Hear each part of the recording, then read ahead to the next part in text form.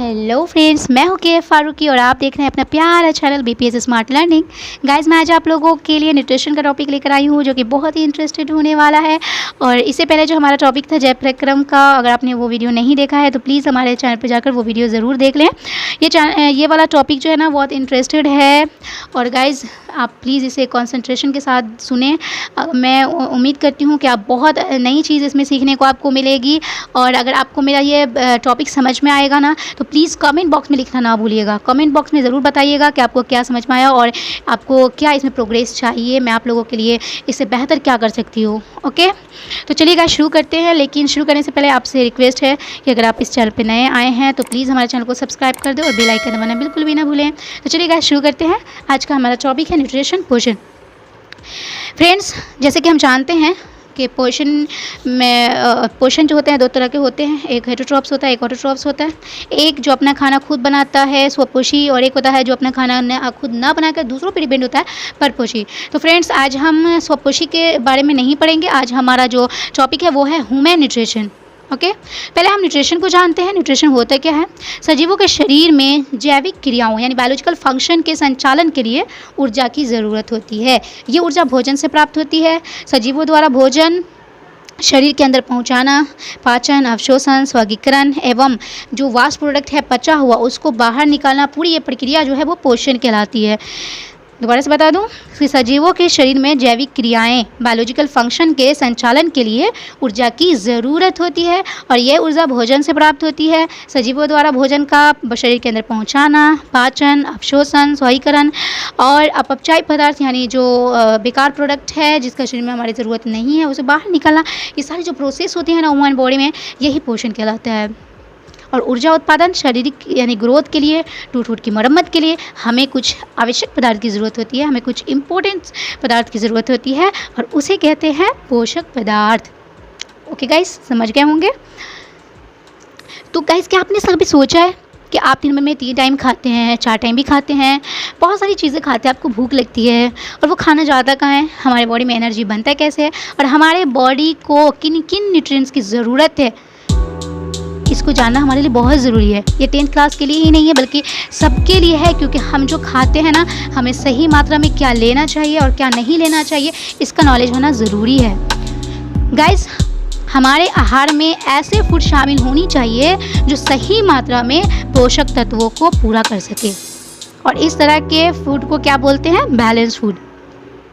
Okay, tissue के रखरखाव और शारीरिक क्रियाओं के लिए हर इंसान को 6 पोषक तत्वों की ज़रूरत होती है। गाइस, टिश्यू मैंने इससे पहले वाले टॉपिक में पढ़ाया है कि हमारी जो बॉडी होती है वो सेल की बनी होती है और बहुत सारे सेल मिलकर एक टिश्यू बनाता है, बहुत सारे टिश्यू मिलकर एक ऑर्गेन का निर्माण करता है। तो टिश्यू का रखरखाव के लिए जो है और जो शरीर के अंदर वर्क हो रहे हैं इन सब के लिए जो है हमें 6 न्यूट्रिएंट्स की ज़रूरत होती है। हम जो भी चीज़ खाते हैं ना, हमारे बॉडी को एनर्जी की ज़रूरत है और हमारे बॉडी को टूट फूट की मरम्मत के लिए ज़रूरत है, हमारे बॉडी को जो ग्रोथ की ज़रूरत है उसके लिए हम बाहर से जो न्यूट्रिएंट्स लेते हैं उनमें हमें किन किन पोषक तत्वों की ज़रूरत है? तो 6 पोषक तत्वों की ज़रूरत है। गाइस, एक गाड़ी को चलाने के लिए ना ईंधन की ज़रूरत होती है और ह्यूमन को चलने के लिए एनर्जी की ज़रूरत होती है। और एनर्जी हमें कहाँ से मिलता है? एनर्जी हमें भोजन से मिलता है, खाने से मिलता है।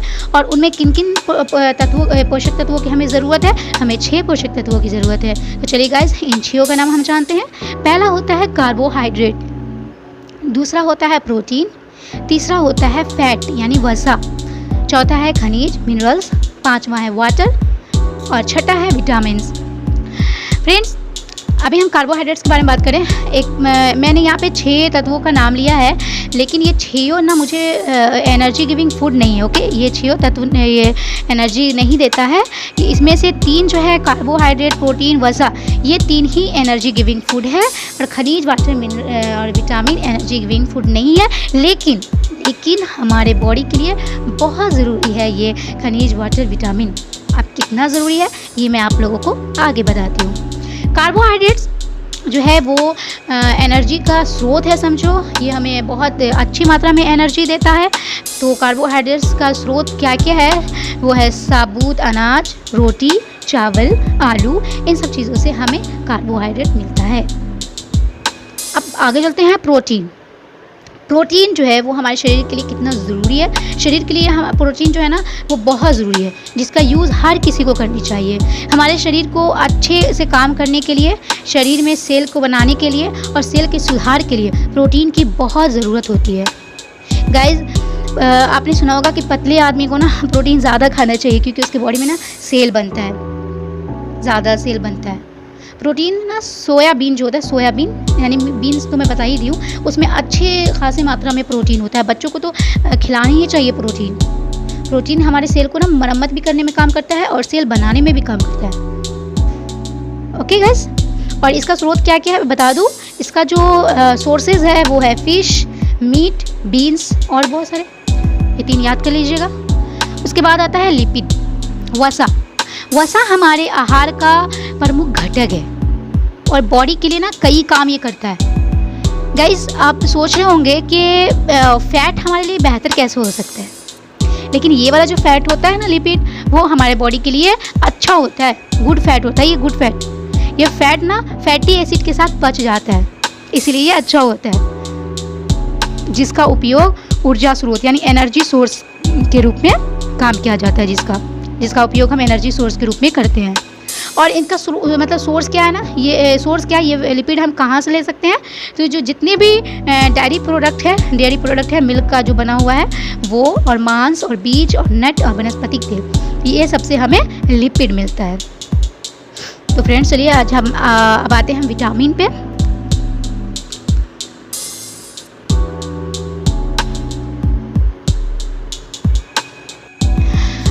हमारे शरीर को विटामिन की बहुत ज़रूरत है।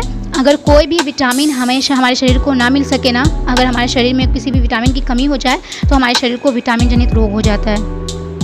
ओके गाइस, आप लोगों ने पढ़ा होगा इससे पहले कि विटामिन ए की कमी से कौन सी बीमारी होती है, बी की कमी से कौन सी बीमारी होती है। विटामिन ए की कमी से ना आँखों में प्रॉब्लम होती है, तौंदी वगैरह जो होता है। विटामिन बी की कमी से बैरी हो जाता है।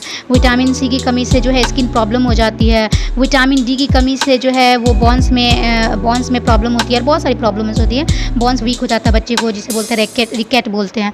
और विटामिन ई की कमी से ना कहते हैं रिप्रोडक्टिव सिस्टम्स में प्रॉब्लम्स आती हैं, मतलब ये जो है। और विटामिन्स जो है ये हमारे इम्यून सिस्टम जो होता है वो उसको मजबूत भी बनाता है, जो हमारे बहुत सी बीमारियों से हमें दूर रखता है। गाइस, इम्यून सिस्टम को समझाने के लिए मैं इतना बता सकती हूँ कि अगर बॉडी के अंदर इम्यून सिस्टम कमज़ोर हो ना, अगर हमारा इम्यून सिस्टम वीक हो जाता है ना, तो हमें बहुत सारी बीमारी अटैक होती है।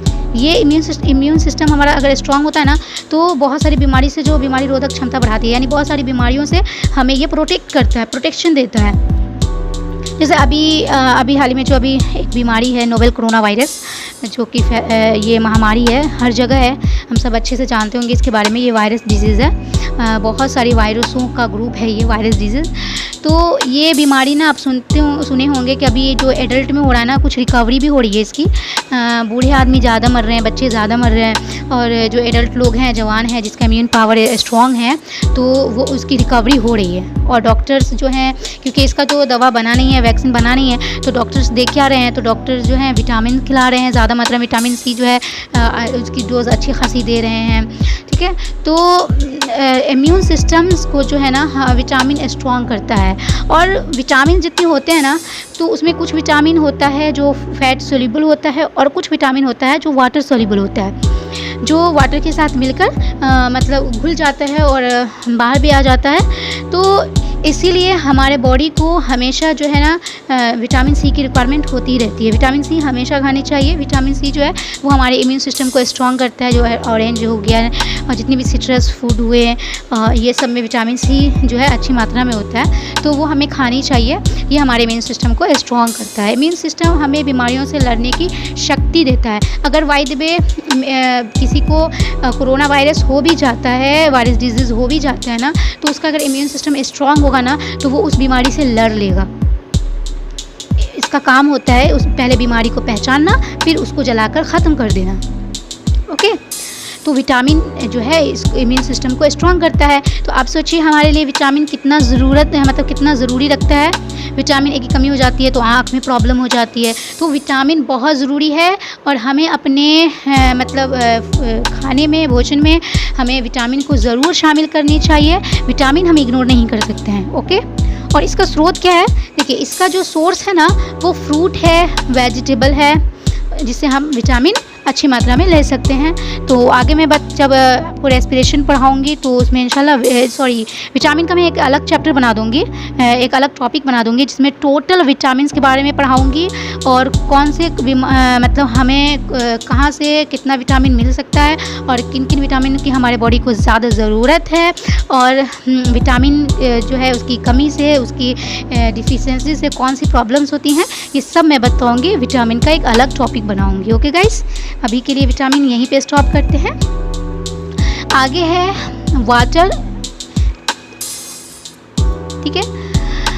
पानी जो है वो पानी भी जो है न्यूट्रिशन में ही शामिल होता है, क्योंकि हमारे बॉडी का जो है लगभग हिस्सा हम जानते हैं 60% जो है हिस्सा वो हमारे पानी से बना होता है। पानी का सूत्र होता है H2O। ओके, तो ये H2O जो है पीने से हमारे बॉडी का जो है तरल जो है संतुलन मतलब बनाए रखता है। ये हमारे बॉडी में तरल को संतुलन बनाए रखता है और संतुलन बनाने में और जो शरीर में पोषक तत्व होती है ना उसके परिवहन में भी ये सपोर्ट करता है। ओके गाइस, अब परिवहन में अभी बताऊं तो लंबा टॉपिक हो जाएगा। परिवहन एक अलग टॉपिक है। जितने भी सिस्टम्स हैं ना, क्योंकि मैं सारे सिस्टम्स पढ़ाऊँगी, जितने भी हैं, सर्कुलेटरी हैं, डाइजेस्टिव है, रेस्पिरेटरी है, रिप्रोडक्टिव है, ठीक है, एक्सक्रीटर है, तो ये सारा सिस्टम मैं आप लोगों को पढ़ाऊँगी। अभी इतना ही समझ लें कि ये पानी जो है ये हमें परिवहन में भी सपोर्ट करता है और हमारे बॉडी के टेम्परेचर को ये मेंटेनेंस रखता है। ये हमारे बॉडी के टेम्परेचर को मतलब मेंटेनेंस में रखता है और भोजन के डाइजेशन में ये भी हमारा हेल्प करता है। तो पानी हमारे भोजन के डाइजेशन में कैसे हेल्प करता है ये डाइजेस्टिव सिस्टम में मैं पढ़ाऊँगी, लेकिन इतना आप समझ लें कि ये हमारे भोजन के डाइजेशन में हेल्प करता है। इसलिए हमारे शरीर को कभी भी पानी की कमी नहीं होनी चाहिए। पानी हमें हमेशा सही मात्रा में लेनी चाहिए, लेकिन एक साथ बहुत ज़्यादा नहीं लेनी चाहिए। 1 घंटे 1.5 घंटे का अंतराल रखें बीच में और घोट घोट करके पानी लेना चाहिए। पानी घोट घोट करके लें, डायरेक्ट ना पिए। और पानी जो है ना ज़्यादा से ज़्यादा मात्रा में दिन में ही ले लें, क्योंकि पानी रात में नुकसान भी करता है। अगर हम सोने के टाइम में पानी पीते हैं ना तो हमारे बॉडी में स्वेलिंग आ जाता है और किडनी भी फेल्योर होने का डर होता है। तो पानी रात में ना पिए ज़्यादा, थोड़ा बहुत पिए, उसका चल फिर लें, फिर सोएं। डायरेक्टली सोकर उठे पिए फिर सोए नहीं, बिल्कुल भी ऐसा काम ना करें। और ज़्यादा से ज़्यादा पानी जो है ना वो दिन में ही पीने की कोशिश करें कि कंप्लीट हो जाए और घोट घोट में पिए और 1 घंटे 1.5 घंटे का अंतराल बीच में ज़रूर रखें। अब हम चलते हैं मिनरल्स की तरफ। ओके, तो ये एक अच्छा न्यूट्रिएंट्स है। कुछ महत्वपूर्ण मिनरल्स होते हैं जो हमारे शरीर के लिए ठीक ढंग से काम करते हैं और इम्पोर्टेंस भी होता है ये ना। ये केवल शरीर के मेटाबॉलिज्म को सही करता है, लेकिन उसके मतलब उसको स्वस्थ रखने में भी ये हेल्प करता है। उसको आपके जो है स्वास्थ्य को भी ये अच्छा रखता है और मेटाबॉलिज्म को भी ये सही करता है। ओके गाइज, तो आज के लिए इतना ही गाइज, क्योंकि आज मैं पोषण के बारे में पढ़ी हूँ। पोषण क्या होता है, पोषण में कितने 6 न्यूट्रिएंट्स होते हैं जो हमारे बॉडी के लिए ज़रूरी है और वो न्यूट्रिएंट्स हमें कहाँ से मिलेंगे और कौन कौन से न्यूट्रिएंट्स होते हैं और कौन से न्यूट्रिएंट्स जो है वो एनर्जी गिविंग होते हैं और विटामिन हमारे लिए कितना इंपॉर्टेंस है, खनिज का क्या महत्व है, वाटर हमारे लिए कितना इंपॉर्टेंस है, ये सब हम अभी पढ़े हैं। लेकिन इसको विस्तार रूप से नेक्स्ट चैप्टर में पढ़ेंगे, क्योंकि जब हम आपको डाइजेस्टिव सिस्टम पढ़ाएंगे तो उसमें खुद ब खुद आपको ये पता चल जाएगा कि कार्बोहाइड्रेट जो है और प्रोटीन जो है, वसा जो है, इन सब का डाइजेशन होता कहाँ पे है और ये किस तरीके से हमें एनर्जी देता है, कब एनर्जी बनता है, कितनी मात्रा में इसका एनर्जी बनता है, खनिज किस तरीके से हमारे बॉडी के अंदर काम करता है, वाटर जो है किस तरीके से बॉडी के अंदर वो काम करता है, विटामिन की क्या रिक्वायरमेंट होती है हमारे बॉडी को, कितनी मात्रा में हमें रोज़ विटामिन लेनी चाहिए, ये सारे मैं आप लोगों को नेक्स्ट डे इंशाल्लाह बताऊँगी। आज के लिए इतना ही।